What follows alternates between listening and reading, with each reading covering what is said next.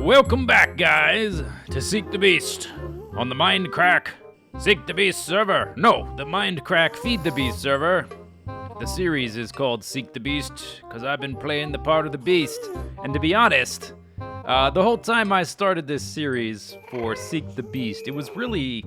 I needed a way or a reason to make it distinct from the normal Mindcrack series. I needed something to inspire me in terms of building. So I came up with this idea of being hidden, so I could make like a cool underground hidden base. And let's be honest, I never really did anything bad. What's the most that I did? I think I gave some people some farm animals once, and that's about the most that I've done. I also made the Nether Hub on this server, which is very community-minded. I've been a good little boy. I've been very nice, very nice.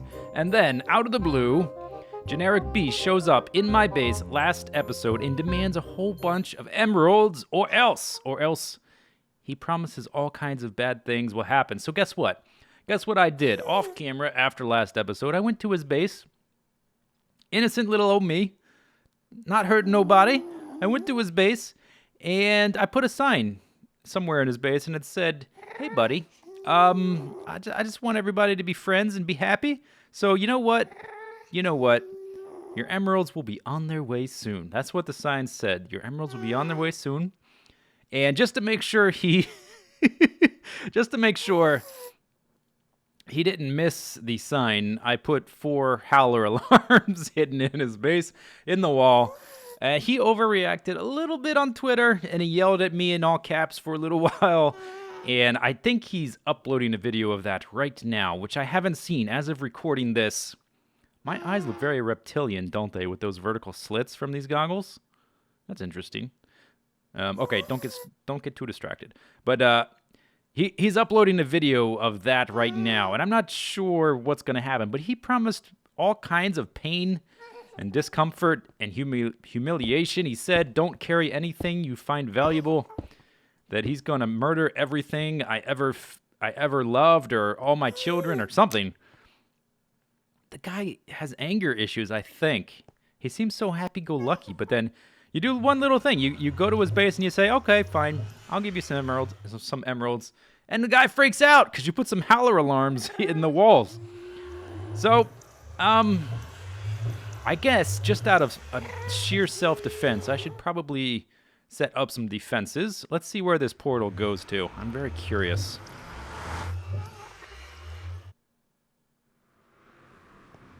Oh, right there. Right inside my base. That's what I was afraid of.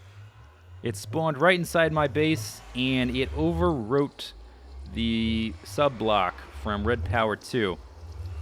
So we're going to have to do something about that. That's a problem.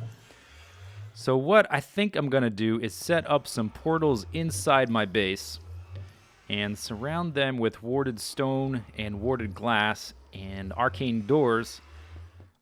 Just as a precaution, because I'm a little worried now that he overreacted so much. All I did was put some howler alarms in his walls, for crying out loud. So I think what we'll do is I'm going to do something similar to these little platforms here. My little in-out guys. This is how I get in and out of the base now that we're completely sealed in. We're going to do something similar with the portals, and we'll probably use the same red floor. And I'm thinking they will be a little bit higher. Now, portal mechanics change pretty frequently from patch to patch, but I think at least in this patch and the current patch, they're fairly similar in that if you enter a portal in the Nether, it's going to look for the closest portal on the... I don't know, what you wouldn't call it Earth, but in the regular side, this side of reality. What do you call this? I don't even know.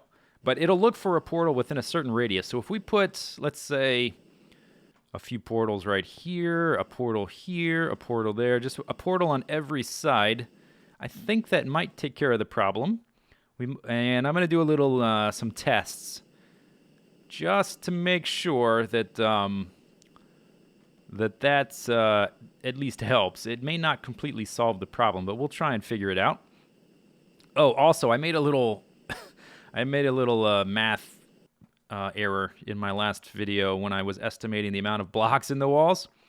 So I said 60 wide by 100 tall is 6,000, which is correct. Times 4 walls is 24,000, which is still correct. But the top is 60 by 60, which I said was 2,400. It's not. It's 3,600. I think in my brain, I was still thinking 4 sides of the wall. So my brain was like, okay, you just said 60 by 60, but I'm going to multiply 60 by 4, right?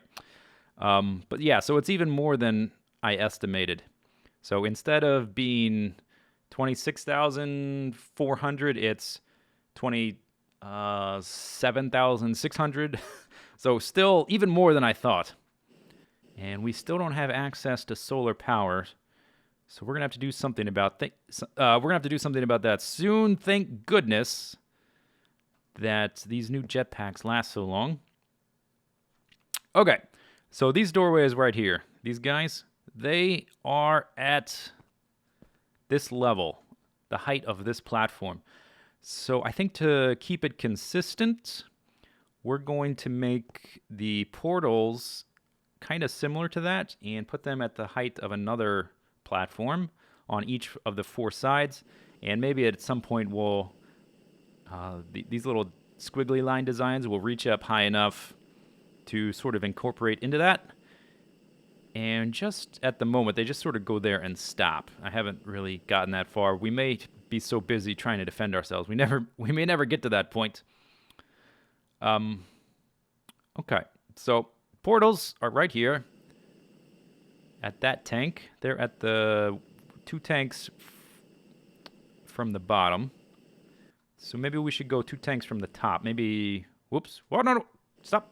Whew, wrong button. Maybe we should go 2 tanks from the top, way up to here. Or maybe we should just go, I think this level's maybe about right about here at the level of the storage. And then that way, let's see, how many tanks different is that? That's the 3rd tank and the 6th tank out of 9. Yeah, I think that'll work out just fine. So I'm going to lay out some portals and some warded stone blocks. I think I actually need to make more of these red blocks. I think I ran out. But, oh no, I have a little bit more, but I'll probably need more than that. The good thing about these is the warded stone blocks are much easier to make than the warded glass blocks. And in any case, are those all my warded glass blocks that are left over?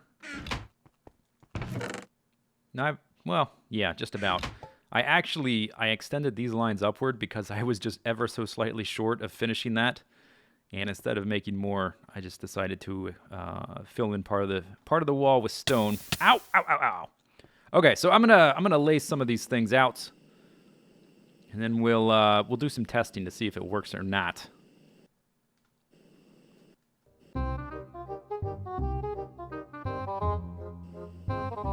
All right, so that it took me a little while. Not too bad, though. These warded stone blocks are fairly easy to make. You can make them in batches of 32 at a time, so not so bad. Much easier than the glass ones. So I made 4 sets of these to keep everything in the outer containment area symmetrical. Obviously, all of this isn't symmetrical at all by design. But since this outer wall was all symmetrical, and in order to sort of cover all the bases in terms of portals connecting up, I decided to put one on each wall. Okay, so we started out with this one. They're all the same. Go through the door, which only I can open. And we have 2 portals and nothing else, just a door. I guess the person, if anyone, Jenny, ever decides to come through here, he'll be able to just peek through that little bit. I decided not to put any of the warded glass because I want to make this look a little bit like a prison. Like, you done messed up, son. You come down around these parts. We don't take kindly to strangers around these parts. Kind of like that. I want it to be a little unwelcoming. Just a little bit. I mean, this is all in good fun. And this is the side on the nether. So this is the portal that we made at the very beginning. Same one. Same location. This door doesn't go anywhere. I don't have an actual tunnel to the nether hub. I don't really plan to. I might eventually. But let's say somebody, Jenny, decides to come and be a mean jerk face and threaten me and make all kinds of demands. I don't know why. I don't know why he'd be such a meanie pants, but if he wanted to, so he would go through the portal, see he's stuck, come back out. Now he's stuck in here. So the only way that he would end up in here to begin with is if he made his own portal outside. So it's unlikely that he'll ever end up in here, or anyone else will, but it's just a precaution. So if someone does get stuck, I don't want someone to lose all their items that they spent a long time trying to make, because the stuff in Feed the Beast takes a long time, a lot of materials. So it says if you ended up here, you went through a portal too close to my base. Sorry about that, chum. Old chap. Put your stuff in the ender chest right there. And kill yourself on the cactus right there. You can retrieve your things from the paired ender chest at my scrap box surprise shop in the spawn village. Cheers, Zisteau. So you put your stuff in here and kill yourself there. Go back to spawn village and you can get all your stuff back, and no harm, no foul, right? And if it doesn't all fit, you can put the rest of it in this guy and I'll give it back to you sooner or later. Alright, so that's how it works. When we go back through this guy, we are going to end up in... Okay, got a little lag there. We're going to end up in a different one. I guess, have I been going through this one the whole time? Maybe. So, let's just assume, let's do some troubleshooting, some different scenarios. Let's say someone is just desperate. Whoop. Still having some flux issues. Let's assume that someone is desperate to try to get into our base for some no good reason, trying to do us some harm. I really pushed my flux to the limits at that last stretch of building to get all the warded blocks done.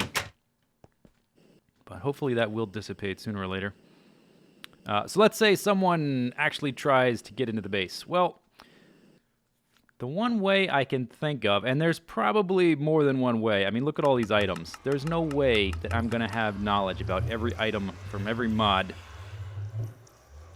But the only thing I can personally think of is that someone comes into here, breaks these portals, and maybe they only have a diamond pick on them or something. They break these portals, and then they try to come through the portal again. So we actually, when we went through that portal, we came out of this one. So let's see what happens if I break both of these. Okay, that's broken. And then let's say I kill myself, and then I go back through, and did they both turn off? I could have sworn I still heard the noise. No, they're both off. Okay. And actually, before I forget, let's put the obsidian. We're going to turn them back on. Okay, so let's say then that person, Jenny, decides to go back to a portal near my area and try to summon a new portal in. Okay, so they go through the portal again to try to see where you'd end up, see if it generates a new portal or if you default to one of the others. Okay, so we're in a new one. We were over there, now we're over here. Let's say, theoretically... Oh, and it's raining. Good, I guess. Let's say someone breaks all of them. If someone breaks all of my portals, then I think it will make a new one somewhere in here. That's my guess. That is my guess. So it's going to be hard for me to 100% keep people out of here. But, oh, okay, misplaced that. I do think there's something we can do, though. Let's see. If we come over here... Let's say that we've broken all of them, and then we have another portal in here somewhere. Well... Let's see, if I'm in this guy, can I even break anything? Oh, I can break it, and I can... Yeah. So I think it may be just about impossible to keep people from suiciding into my base by continually breaking all the portals. So that is definitely a weakness, and it's something I'm going to have to think about. And I may have to try and come up with some way around that. Now, Jenny, while I was building these things, Jenny released his video of finding my good-natured sign, telling him that, hey, let's just be friends, and I'll give you all my emeralds, no harm, no foul. And here's some howler alarms so you don't miss the sign. He wasn't too happy. He got really angry and upset for some reason. He threatened me. He said everything I ever loved was going to die, and I don't really understand where all these threats are coming from. Okay, I think I remade them all. But for the most part, that should help. I mean, I don't know what else to do to keep people out. He said he wasn't going to be attacking my base. I don't know what that means. If he's going to send out some sort of drone after me directly, or some sort of super bee, or who knows. Ouch! I'm not really sure. So I think we'll have to try to think of a way around this. Let me know in the comments what you think about this. I'm just an innocent bystander here. I was attacked and provoked, and I made a peacekeeping gesture of, hey, I'll give you my emeralds. I don't have a lot of emeralds now. It's going to take me a little while to come up with some. Would he like some green sapphire blocks? Maybe he would think those were neat. Do they sort of look... Do they look like emeralds?